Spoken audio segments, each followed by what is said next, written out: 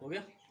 चलिए, तो कल जो हमने अपने जितने भी टॉपिक डील किए थे, अब एक्चुअल में जहाँ से क्वेश्चन पुटअप्स होते हैं, अब उनके बारे में बात करते हैं।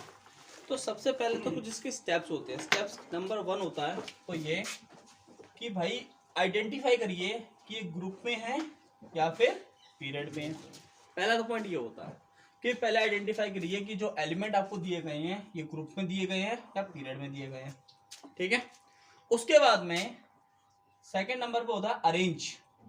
अरेंज का मतलब क्या होता है? अरेंज का मतलब होता है एटॉमिक नंबर के पर्पज से इसे क्या करिए, अरेंज कर लीजिए एटॉमिक नंबर के बेस पे।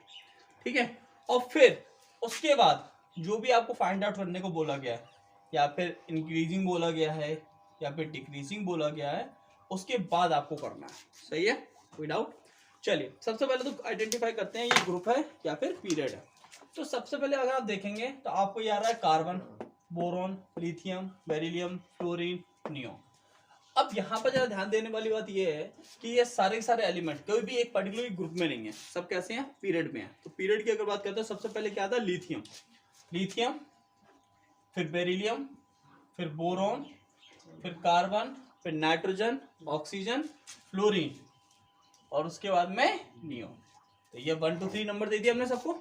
ठीक है, जो जो स्टेप सिखा रहा हूँ उसे अच्छे सीखते चलना, सारा काम हो जाएगा। तो पहले फर्स्ट नंबर पे क्या लिखो? Li, फिर लिखो Be, फिर लिखो B, फिर लिखो C, फिर F और फिर Ne।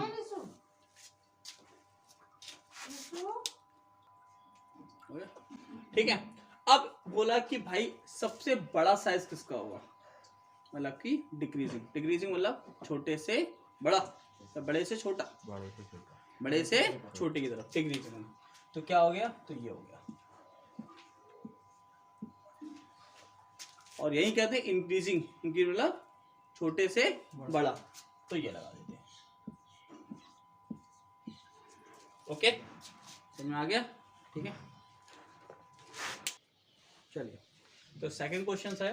सेकंड क्वेश्चन आपको दिया हुआ है एक्स, वाई और जेड, तीनों के एटॉमिक नंबर दिया हुआ है 12, 16 और 18। और इसमें आपको बताना है कि इंक्रीजिंग ऑर्डर बनाना है। इंक्रीजिंग मतलब आपको और डाउन से हाई की तरफ जाना है, मतलब कि एक जिसका साइज छोटा है उससे बड़े वाले की तरफ आपको मूव डाउन करना है। तो सबसे पहले तो ये आइडेंटिफाई करो कि कैसे कैसे कौन सा क्या है।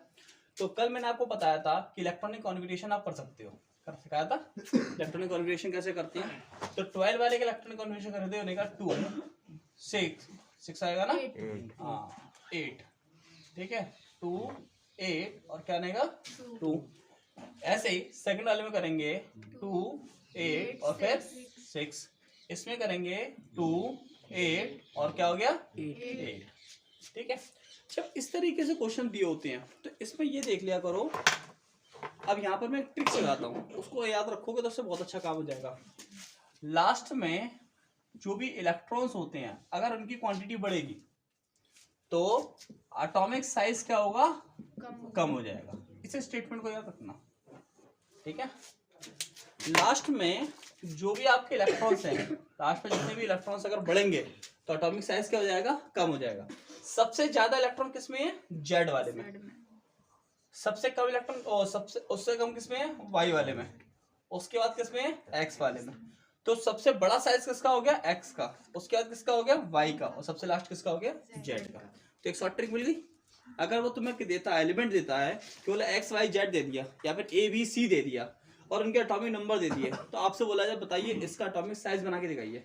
तो सबसे पहले सबको इलेक्ट्रॉनिक कॉन्फ़िगरेशन करो। लास्ट में, लास्ट ऑर्डर में जिसमें इलेक्ट्रॉन की क्वांटिटी ज्यादा उसका साइज कम। तो इसमें इलेक्ट्रॉन ज्यादा है तो साइज इसका क्या हो गया? कम हो गया। इसमें इलेक्ट्रॉन सबसे कम है इसलिए इसका साइज सबसे ज्यादा हो गया। समझ में आ गई बात? ओके, कोई डाउट? पॉज करो। चलो, अब ये बात करते हैं, ये आपको एलिमेंट दिए हुए हैं लिथियम, सोडियम, रुबिडियम, सीजियम, और बोला कि बताइए सबसे बड़ा साइज किसका है, मतलब लार्जेस्ट साइज का किसका है।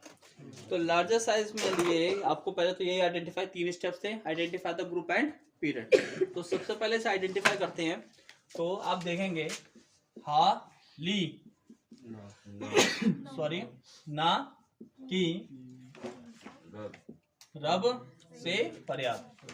ठीक है, तो लिथियम, फिर सोडियम, पोटेशियम है नहीं तो रुबिडियम और फिर सीजियम। तो पहले तो ऐसे बना लीजिए, लिथियम, सोडियम, रुबिडियम और सीजियम जो ऑलरेडी बने हुए हैं। उसके बाद में मैंने बोला सबसे बड़ा साइज किसका है, तो सबसे बड़ा साइज डिपेंड करता है कि किसमें नंबर ऑफ एटम्स कैसे हैं, ज्यादा है।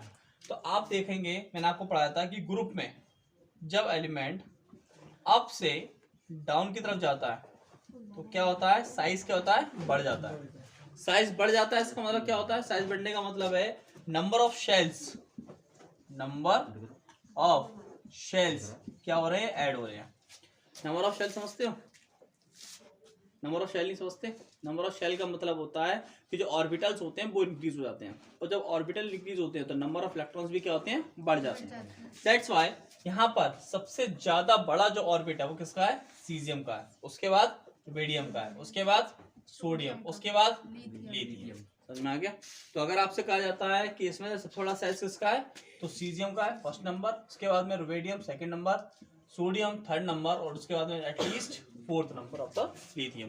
अगर मैं बोलूं इनकी वैलेंसी क्या होगी, तो वैलेंसी सेम रहेगी, अलग अलग होगी, सेम रहेगी। सेम मतलब सबकी वैलेंसी क्या होगी, +1। ठीक है, ओके, समझ में आ गया। या तो कोई डाउट, नोट डाउन करें। चलिए अब हम ये 3 टॉपिक डिस्कस करते हैं जिसका नाम है मेटलिक कैरेक्टर, ऑक्साइड और क्लोराइड। यहाँ से सबसे ज्यादा चांस है कि एक क्वेश्चन आपको 5 नंबर में मिल जाए, 5 मार्क्स का क्वेश्चन मिल सकता है। ठीक है, सही है। मतलब कि सबसे लार्जेस्ट क्वेश्चन अगर आपको इस चैप्टर से मिलेगा तो वो इसी टॉपिक से मिलेगा, ये ध्यान रखना। तो यहाँ देखो ऊपर, अच्छा कहाँ से मिलेगा और किस तरीके से क्वेश्चन पुट अप होते हैं पहले वो समझते हैं। पहले पूछते हैं भैया मेटलिक कैरेक्टर कैसे रिस्पॉन्सिबल होता है। तो मेटलिक कैरेक्टर की खासियत क्या होती है कि सबसे ज्यादा जो मेटलिक कैरेक्टर वाले एलिमेंट होते हैं ये एस ब्लॉक में होते हैं। कहाँ पर होते हैं, एस ब्लॉक में। और जैसे जैसे ये पी ब्लॉक की तरफ ट्रांसफर होते हैं, मतलब पी ब्लॉक की तरफ मूव करते हैं, तो मेटलिक कैरेक्टर जो होते हैं वो क्या होते हैं, डिक्रीज होते हैं। क्या होते हैं, डिक्रीज। एज अ दैट कि जैसे आपने याद करो, आपने पढ़ा था कि पीरियड में जब एलिमेंट लेफ्ट से क्या मूव कर रहा था, राइट की तरफ जब मूव करता है, तो लेफ्ट से राइट की तरफ मूव करने पर जो साइज होता है वो क्या होता है, डिक्रीज होता है। सेम दैट यहाँ पे है, समझ में आ गया। ठीक है, अगर आपसे मेटलिक कैरेक्टर के बारे में पूछा जाता है कि भाई मेटलिक कैरेक्टर जब एलिमेंट लेफ्ट से राइट की तरफ मूव करेंगे तो क्या होगा, डिक्रीज होगा, इंक्रीज होगा, तो क्या होंगे, डिक्रीज। कोई डाउट, समझ में आया। अगर नॉन मेटलिक कैरेक्टर के बारे में पूछा जाए तो नॉन मेटलिक कैरेक्टर जो होते हैं वो पी से एस की तरफ डिक्रीज होते हैं। मतलब कि सबसे ज्यादा नॉन मेटलिक कैरेक्टर की प्रॉपर्टी जो होती है वो पी ब्लॉक में होती है, और एस की तरफ आते आते क्या होती है, कम होती है। समझ में आया। पहले पॉइंट समझो तब अच्छे से आएगा। मेटलिक ऑक्साइड, मेटलिक कैरेक्टर का पहला पॉइंट क्या है कि ये लेफ्ट से राइट की तरफ अगर मूव करते हैं तो क्या होते हैं, डिक्रीज होते हैं।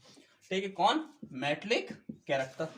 और सेकंड पॉइंट ये है कि अप से डाउन की तरफ ये जब जाते हैं तो कैसे रहते हैं, सेम रहते हैं, मतलब कि चेंज नहीं होते, जैसा है वैसा रहेगा, कोई चेंज नहीं होगा। ठीक है, अच्छा अब बात करते हैं नॉन मेटलिक कैरेक्टर के बारे में। तो नॉन मेटलिक कैरेक्टर की प्रॉपर्टी क्या होती है, फर्स्ट नंबर पे कि ये एलिमेंट जब राइट से क्या करते हैं, लेफ्ट की तरफ मूव करते हैं तो क्या होते हैं, तो डिक्रीज होते हैं।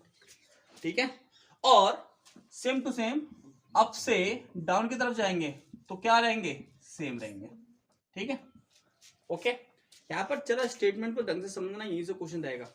आपसे पूछा गया कि मेटलिक कैरेक्टर की जो प्रॉपर्टी होती है वो किस ब्लॉक की सबसे ज्यादा होती है, तो वो प्रॉपर्टी होती है एस ब्लॉक की। किस ब्लॉक की, एस ब्लॉक की।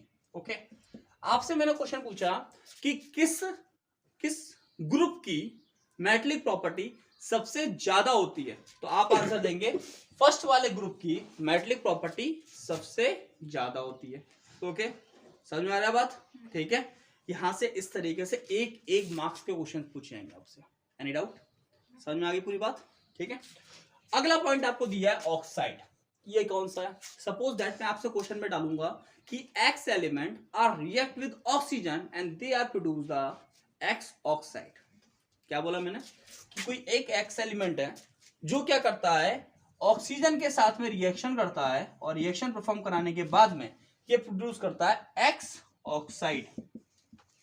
अगर एक्स वाले की वैलेंसी, एक्स की वैलेंसी 1 हो तो बताइए इसका फॉर्मूला क्या होगा।